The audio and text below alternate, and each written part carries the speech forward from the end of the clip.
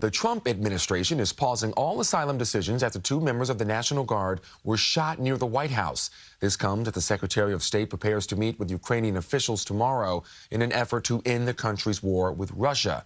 Weijia Jiang is in West Palm Beach, Florida, with the details.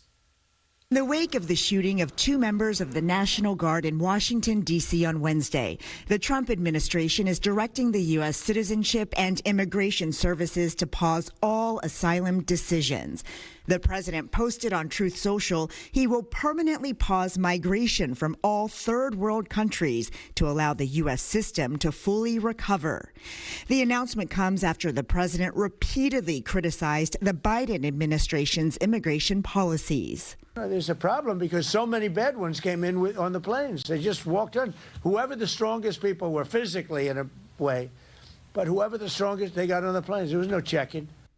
The suspected gunman has been identified as Rahmanullah Lakanwal, an Afghan national living in Washington state. He served alongside U.S. troops in Afghanistan and was allowed to move to the U.S. in 2021 through a Biden-era program called Operation Allies Welcome.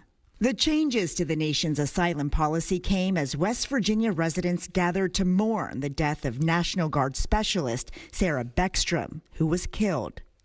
Nothing but caring, loving, willing to help somebody, anything out of her way to help somebody get through it.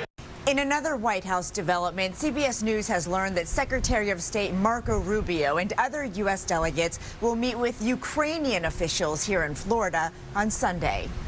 The meeting comes in the wake of a deadly Russian attack on the Ukrainian capital, Kyiv, on Saturday. President Trump had previously hoped to hammer out a deal to bring Russia's war with Ukraine to an end by Thanksgiving. Weijia Jiang, CBS News, West Palm Beach, Florida.